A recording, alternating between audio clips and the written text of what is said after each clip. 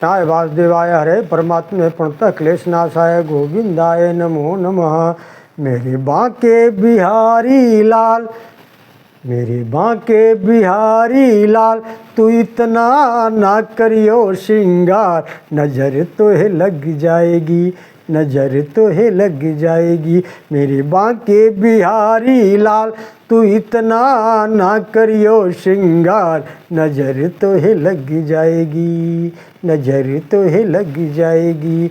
तेरी मुरलिया पे मन मेरा अटका, प्यारा लगे तेरा पीला पटका।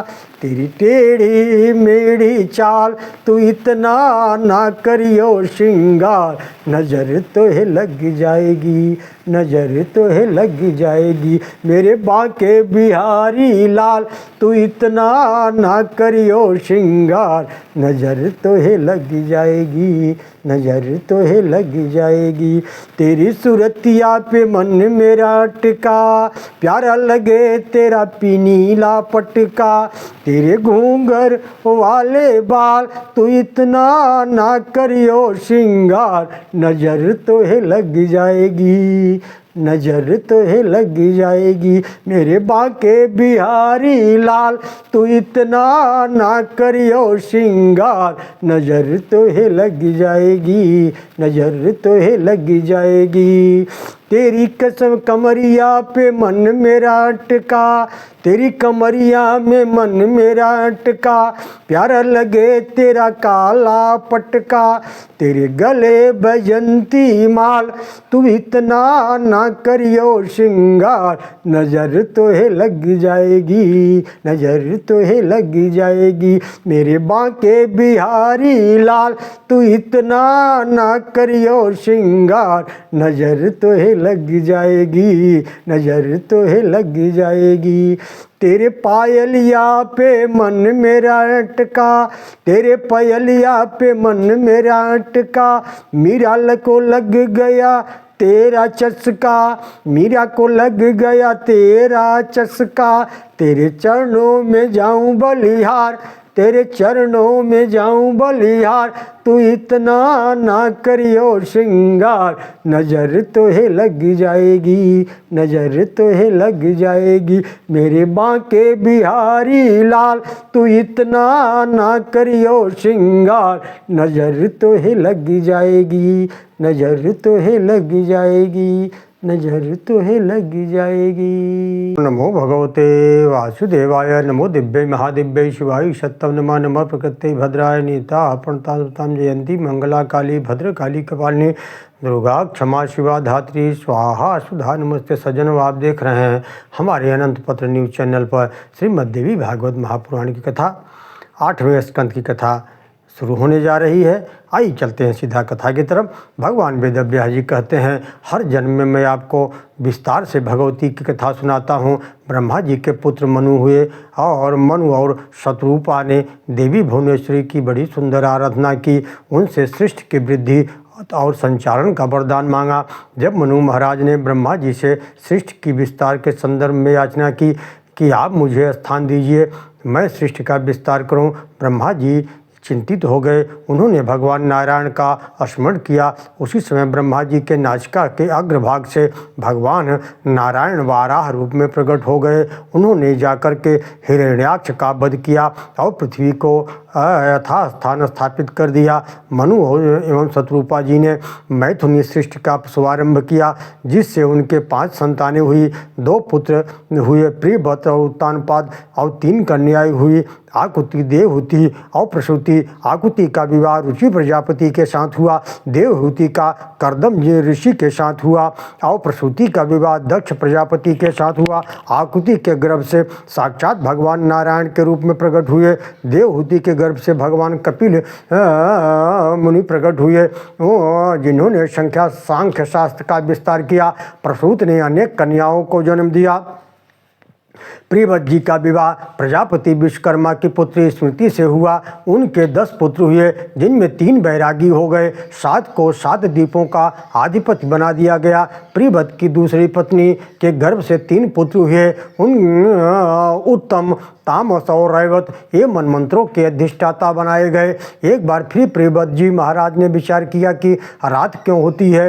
रात होने पर व्यक्ति व्यर्थ ही अपना समय खराब कर देता है। ऐसा विचार कर उन्होंने एक दिव्य रथ का निर्माण किया तथा उससे पृथ्वी की परिक्रमा की, जिससे रात होना बंद हो गई। रथ के पहिए जो गड्ढे बने वे 7 समुद्र बन गए। उसके बीच की जो भूमि थी वह द्वीप बन गई। इन द्वीप में जम्बू द्वीप, प्लक्ष द्वीप, शालमली द्वीप, कुश द्वीप, क्रौज द्वीप, शाक द्वीप और पुष्कर द्वीप नाम पड़ गया। जम्बू द्वीप जिसके राजा बने महाराज अग्निघ्न, इनके 9 पुत्र हुए। उन्होंने जम्बू द्वीप के 9 खंड करके अपने 9 पुत्रों को बांट दिया। इस प्रकार भगवान नारायण ने नारद जी को समस्त द्वीप नदियों आदि का विस्तार पूर्वक वर्णन करके सुनाया।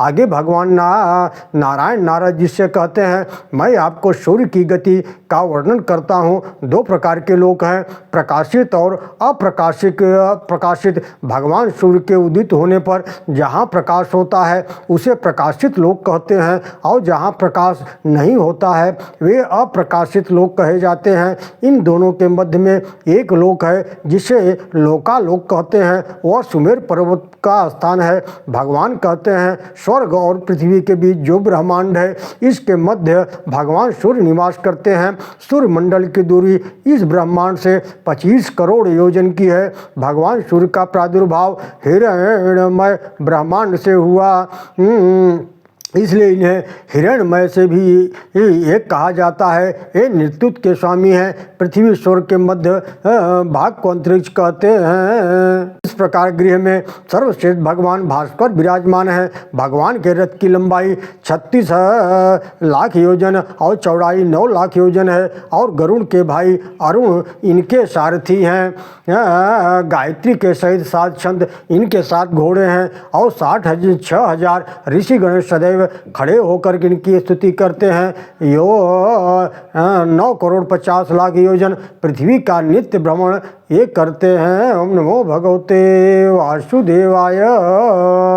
सूर्य की किरणों से लगभग 1 लाख योजन ऊपर चंद्रमा का स्थान है, और चंद्रमा से 30 लाख योजन के ऊपर नक्षत्र मंडल है। उससे 2 लाख योजन ऊपर शुक्र है, और शुक्र से 2 लाख योजन बुध ग्रह है, और बुध से भी 2 लाख योजन ऊपर मंगल ग्रह है। मंगल से 2 लाख ऊपर बृहस्पति का स्थान है। उनसे भी 2 लाख योजन ऊपर शनि ग्रह है। इनसे 11 लाख ऊपर सप्तऋषि मंडल है।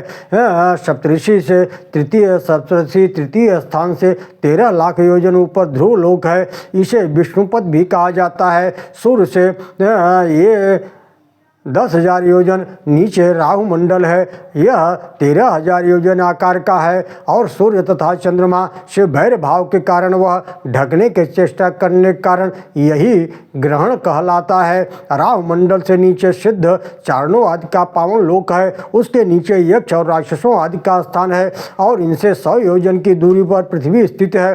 पृथ्वी के नीचे 7 लोक हैं, अतल, वितल, सुतल, तलातल, महातल, रसातल और पाताल। अतल लोक में मैं का पुत्र राज करता है। अतल के ठीक नीचे वितल लोक है, जिसमें साक्षात भगवान शिव हटकेश्वर नाम से विराजमान है। यहाँ हट नामक नदी प्रवाहित होती है। फिर वितल लोक के नीचे सुतल लोक, यह सभी लोकों में श्रेष्ठ माना गया है। यहाँ राजा बलि का स्थान है। भगवान वामन ने बलि को यहीं बसाया था। 3 लोकों का ऐश्वर्य यहाँ पहुँचा दिया है था। स्वयं भगवान श्री हरि यहाँ उनकी रक्षा करते हैं। सुतल के नीचे तलातल, यहाँ दानवराज मय का अधिपत्य है। तलातल के नीचे महातल स्थित है, जिससे कद्रु के वंशज सर्पों का स्थान है। उसके नीचे रसातल है, जहाँ दैत्य लोग निवास करते हैं। सबसे नीचे पाताल लोक है, जहाँ नागलोक के स्वामी निवास करते हैं। वासुकी यहाँ के प्रधान हैं, और अत्यंत भयंकर सर्प यहाँ निवास करते हैं। पाताल से लगभग 30,000 योजन नीचे एक लोक है जिसमें साक्षात भगवान शेष विराजते हैं और उन भगवान शेष को ही अनंत कहा गया है। अनंत प्रभु का हृदय अत्यंत सुंदर है। सभी देवता, किन्नर, गंधर्व, सिद्ध आदि उनका ध्यान किया करते हैं। उनके गले में वैजयंती माला, तुलसी दल कभी कुमलाते नहीं हैं। ये स्वर्णमयी पृथ्वी उन शेष भगवान के ऊपर ही ऐसे सुशोभित होती हैं जैसे हाथी की पीठ पर हौदा सुशोभित होता है। हलस ककुदी न्यस्त सुपीवर भुजोभ्यम महेंद्र कांचनी दद्वस्त्रांत मतंगमम उदार लीला देवेश वर्णित सात्वर्ष भई। भगवान नारायण कहते हैं, अब मैं नाना प्रकार के नरकों का वर्णन करता हूँ। ओम नमो भगवते वासुदेवाय। और सज्जनों, आप देख रहे हैं हमारे अनंत पथ पर श्रीमद् देवी भागवत महापुराण की कथा। अब भगवान नारायण के द्वारा नरकों का वर्णन किया गया है। सीधा चलते हैं कथा की तरफ। भगवान नारायण कहते हैं, अब मैं नाना प्रकार के नरकों का वर्णन करता हूँ। नरकों को कुल संख्या 28 बताई गई है।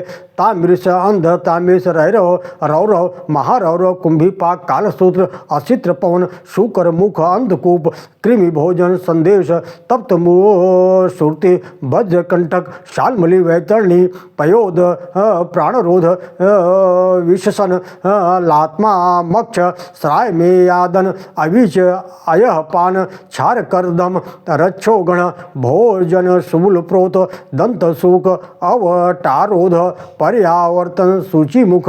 इन नरकों के में कर्मानुसार यातना से क्या करने वाले शरीर प्राप्त करके जाने को बाध्य होते हैं। भगवान नारायण कहते हैं, जो व्यक्ति दूसरों के धन, स्त्री आदि का हरण करता है उसे यमदूत ताम्रृष नामक नरक में ले जाते हैं। यहाँ यमदूत उसे तरह तरह से दंड देते हैं, डराते हैं। जीव महान कष्ट पाता है। जो व्यक्ति किसी को धोखा देकर उनकी पत्नी के साथ संबंध बनाता है वह अंध ताम्रृष नामक नरक में गिरता है। वहाँ वह दृष्टिहीन हो जाता है, उसकी बुद्धि नष्ट हो जाती है।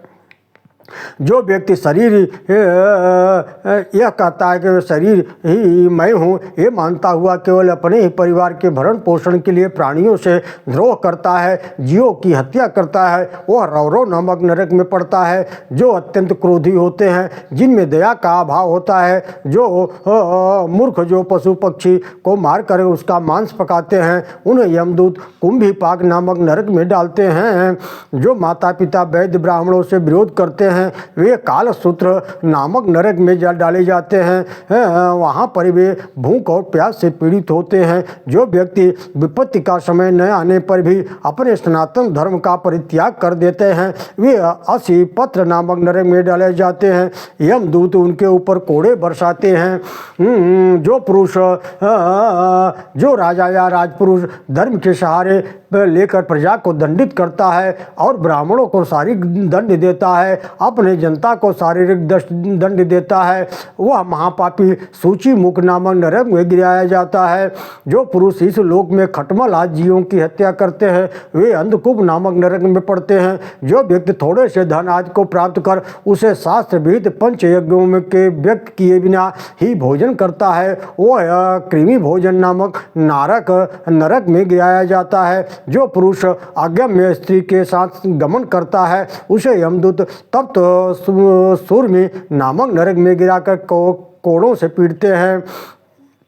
जो मनुष्य किसी के साथ भी बेविचार करता है वह शालमली नामक नरक में पड़ता है। जो राजा या राजपुरुष पाखंडी बनकर धर्म की मर्यादा को छोड़ देते हैं वे विशसन नामक नरक में गिरते हैं। जो ब्राह्मण कुत्ते और गधे आदि को पालते हैं और आखेट शिकार आदि करते हैं, शास्त्र के विपरीत गाय का वध करते हैं, उनके मरने के उपरांत प्राणरोध नामक नरक में गिराया जाता है। जो व्यक्ति धन दान आदि के देने लेने में साक्षी बनकर झूठ बोलता है वह मरने के पश्चात अविची नामक भयंकर नरक में गिरता है, जहां उसे 100 योजन ऊंचे पर्वत से शिखर से गिराया जाता है। जो ब्राह्मण या ब्राह्मणी व्रत में स्थित अन्य कोई भी कारण मदिरा पान कर लेते हैं, क्षत्रिय या वैश्य सोम पान करता है, उसका यह पान नरक में पतन हो जाता है। श्री हरि के द्वारा इस प्रकार नरकों का वर्णन किए जाने के पश्चात भी नारद जी महाराज डरे नहीं। उन्होंने कहा, हे प्रभु, मैं तो आपका भक्त हूँ, इसलिए मुझे तो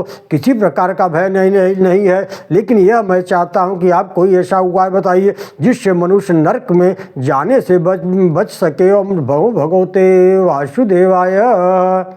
कहते हैं जो मनुष्य प्रेम पूर्वक भगवती की नाम की आराधना करता है, उनके नाम का जप करता है, वह कभी भी नरकगामी नहीं होता। वह संसार रूपी समुद्र में अपना उद्धार करा लेता है। नमो भगवते वासुदेवाय।